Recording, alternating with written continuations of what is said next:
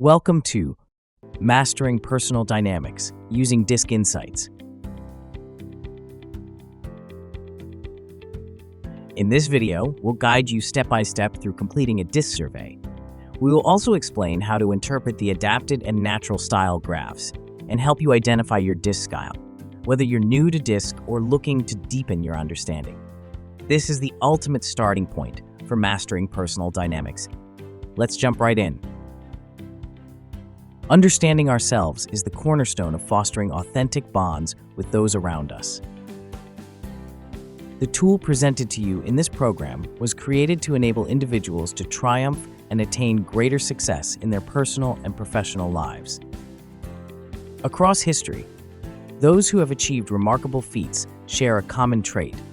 They possess a deep understanding of themselves. True achievers refuse to underestimate their potential. They never settle for less than they are capable of. Instead, they embrace their strengths while acknowledging their limitations. By recognizing their weaknesses, achievers can devise strategic plans to overcome obstacles and leverage their strengths to their fullest potential. Before we start, please remember that this survey instrument, which we will reference and complete next, is not meant to be a test, but should instead be viewed as an insight survey. There are no right or wrong answers to this survey. It cannot be passed or failed because the view implies that it is possible for someone to fail their personality. This is not a possibility.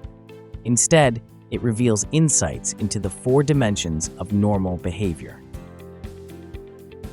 Using the template provided in this section, you will find a comprehensive list of 24 boxes of words, each containing 4 lines of descriptors.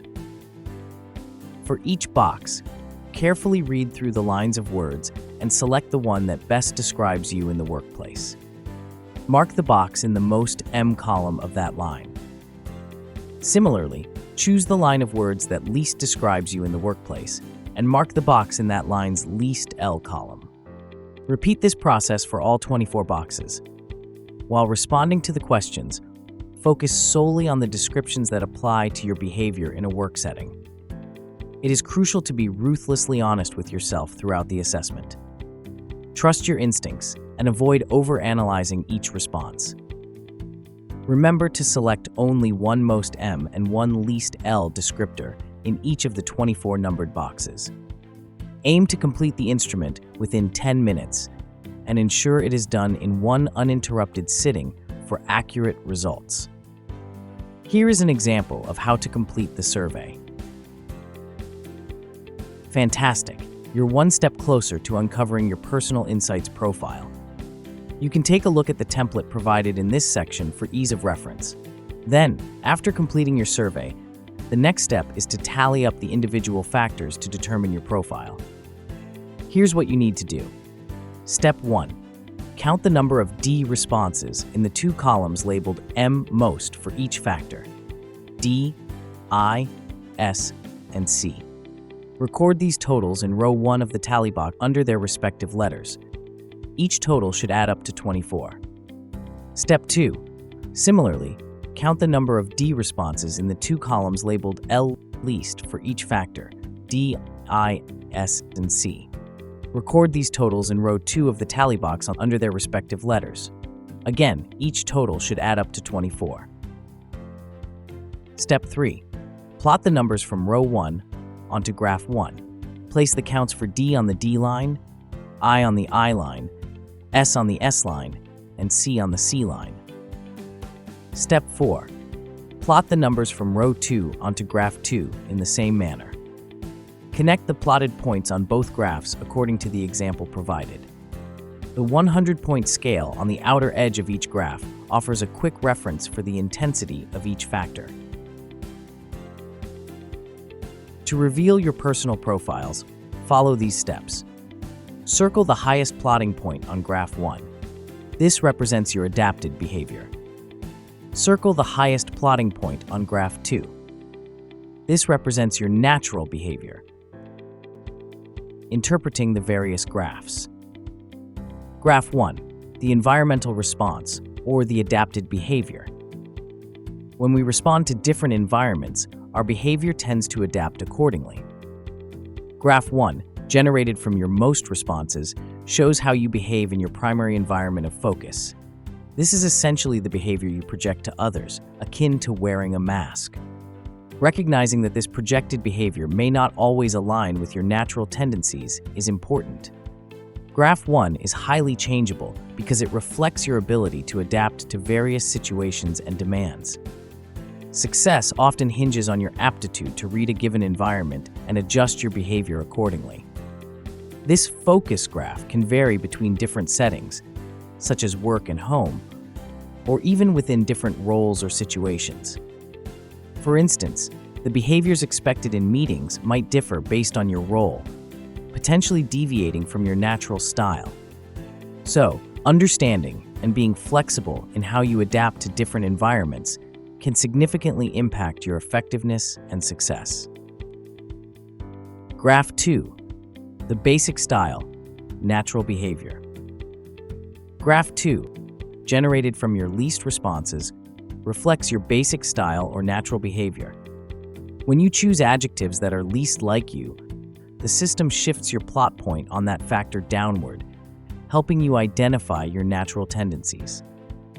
Graph 2 represents how you naturally behave, especially when under pressure or when you're not expending energy to adapt or mask your behavior. Others may observe the authentic you when you're at ease.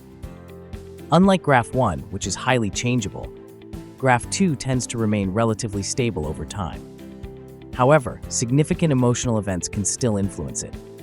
For example, experiences like divorce, the loss of a loved one, or losing a job can cause a notable shift in your emotional state, which in turn may alter your natural behavior, as reflected in Graph 2. So, while your basic style may be less prone to change, it's not entirely immune to external factors that impact your emotions and psyche.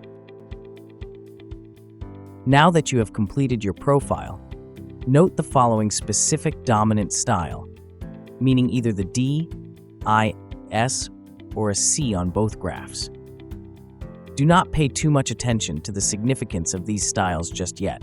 We will discuss their significance in greater detail as we continue this program. For the time being, observe and try to relate the following questions to your observations. Which factor of the D.I.S.C is the most prominent and highest on each graph?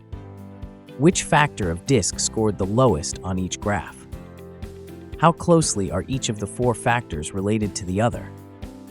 How similar or different are Graph 1 and Graph 2 from another? The energy line.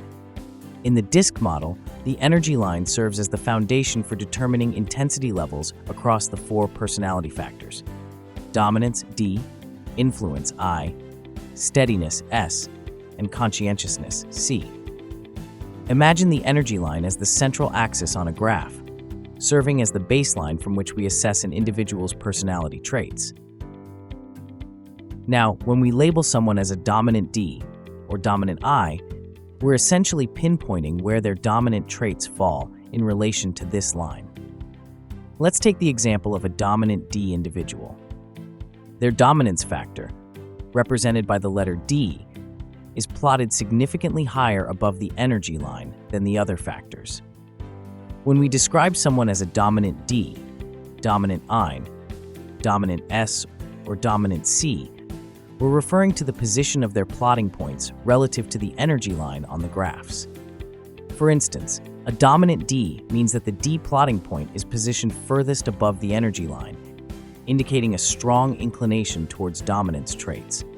Conversely, a low D would suggest that the D factor is the lowest plotting point below the energy line. But here's the thing. Understanding a person's behavior isn't just about identifying their dominant trait. It's about delving deeper into the interplay between all 4 factors. Sure, someone might be a dominant D, but how does their intensity of influence, I, steadiness, and conscientiousness, C, come into play?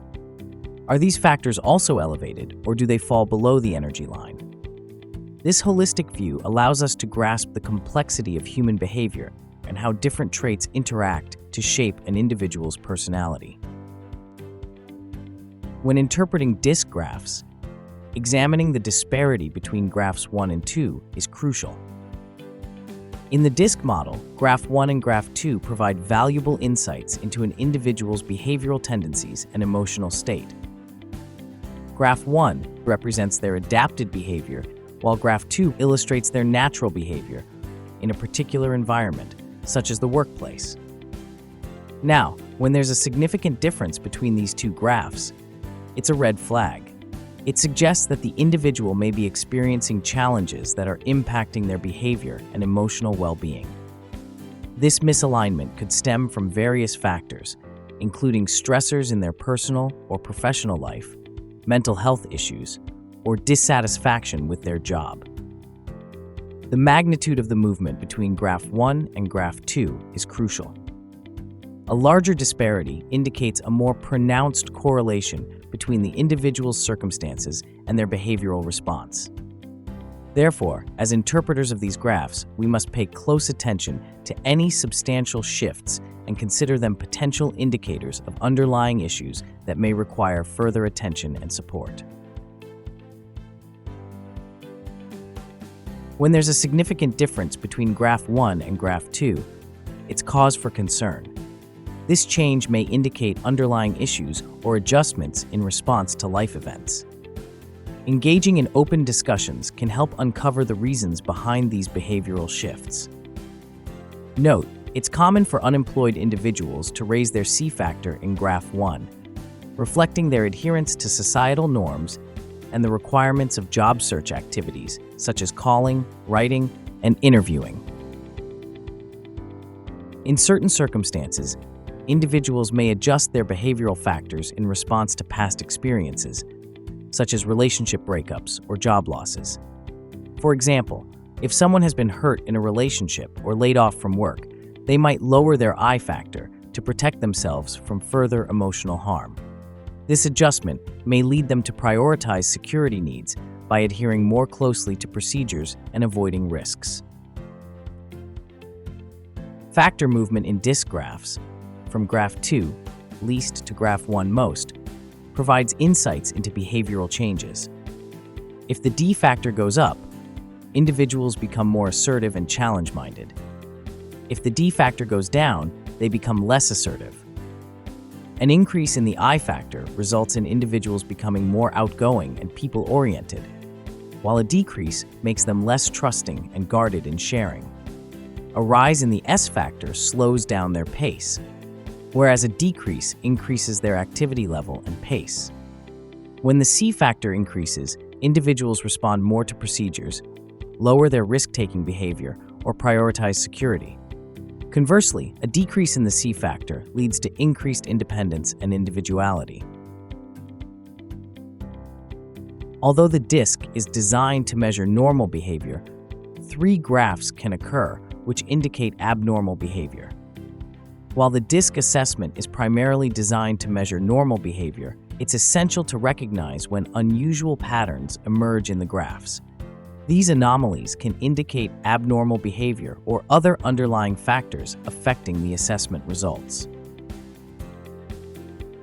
Unusual graphs in Graph 1, the adapted graph, may include attempting to outsmart the instrument by manipulating responses. Striving to be an overachiever leads to exaggerated or unrealistic answers. Overanalyzing the questions resulted in prolonged response times. Difficulty understanding the behavior required for success in a new job or environment. Transitioning from one environment to another causes shifts in behavior and responses. Unusual graphs in Graph 2, the natural graph, may involve similar factors, such as attempting to outsmart the instrument, similar to Graph 1. Striving for overachievement leads to exaggerated responses. Emotional or personal trauma is particularly evident in tight graphs. Feeling pressure to meet conflicting demands, resulting in an overshift in behavior.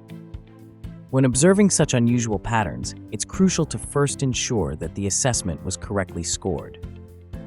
If scoring is accurate, further investigation may be necessary to understand the reasons behind the atypical behavior. This could involve exploring factors such as emotional trauma, pressure, or transitions that may be influencing the individual's responses.